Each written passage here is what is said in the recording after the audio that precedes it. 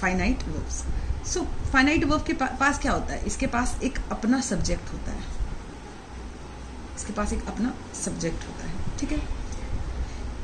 It is limited by the person and the number of subject. Limited, अपना एक subject होता है, सबसे important.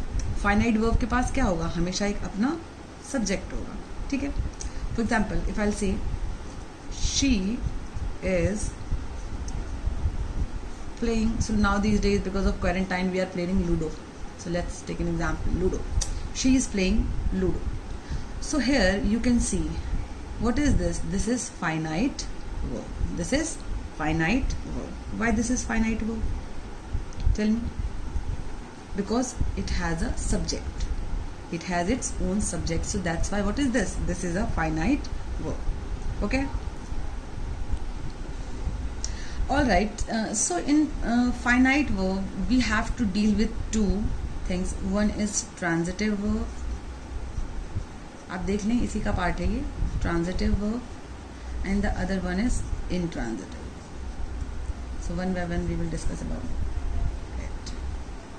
Okay, so what is transitive verb? Transit का मतलब क्या होता है, transit का मतलब होता है move, transit का मतलब होता है to move, मतलब कुछ डायरेक्शन होना, कुछ एक्शन होना। The action of transitive verb passes over to the object. इसका जो एक्शन होता है, इसका जो मूवमेंट होता है वो किसके ऊपर होता है, ऑब्जेक्ट के ऊपर। जैसे मैं समझाती हूँ, एग्जाम्पल में लेते हैं, she writes a letter, example लिया हमने, ठीक है।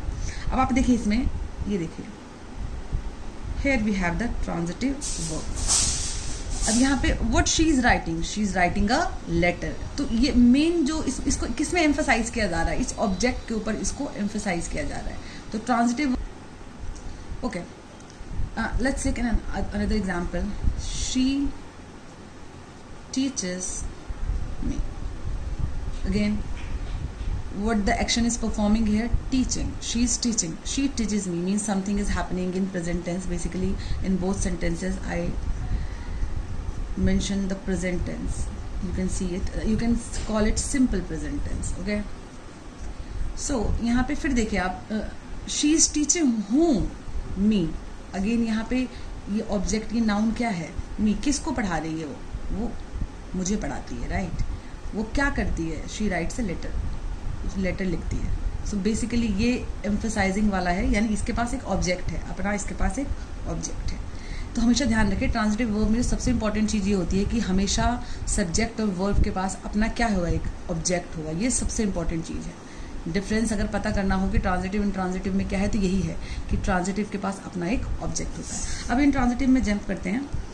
इन ट्रांजिटिव में जो एक्शन होता है, जो वर्ब होता है, वो किसी ऑब्जेक्ट के ऊपर नहीं होता है। The verb does not pass over to the objects, it goes back to the subject। इसमें क्या होता है, जो कुछ भी एक्शन होता है वो किस में होता है, वापस सब्जेक्ट के ऊपर ही जाता है। जैसे मैंने बोला she cried a lot, for example I said she cried a lot, so here you can see यहाँ पे she क्या है, सब्जेक्ट है, ठीक है। और यहाँ पे इंट्रांजिटिव वर्ब है cried। क्यों है इंट्रांजिटिव, क्योंकि इसके पास अपना कोई भी ऑब्जेक्ट नहीं है, इसके पास अपना कोई ऑब्जेक्ट नहीं है, लेकिन इसके पास अपना ऑब्जेक्ट था, इसलिए ये क्या था, ट्रांजिटिव वर्ब। और इसके पास अपना ऑब्जेक्ट नहीं है, इसलिए क्या है, इंट्रांजिटिव वर्ब। तो इसलिए ये कैसा वर्ब है, this is intransitive verb. I hope this would be clear to all of you. और जो ट्रांजिटिव वर्ब होता है, क्योंकि उसके पास अपना ऑब्जेक्ट होता है, इसीलिए उसका पैसिव में कन्वर्जन होता है। एक्टिव पैसिव में आप हमेशा ध्यान देंगे कि आपको बहुत इंपॉर्टेंट क्रूशियल रोल प्ले करता है कि कौन से सेंटेंसेस हो सकते हैं ट्रांसफॉर्म, कौन से नहीं हो सकते। तो जो ट्रांजिटिव वर्ब वाले, यानी जिनके पास अपना ऑब्जेक्ट होता है, वो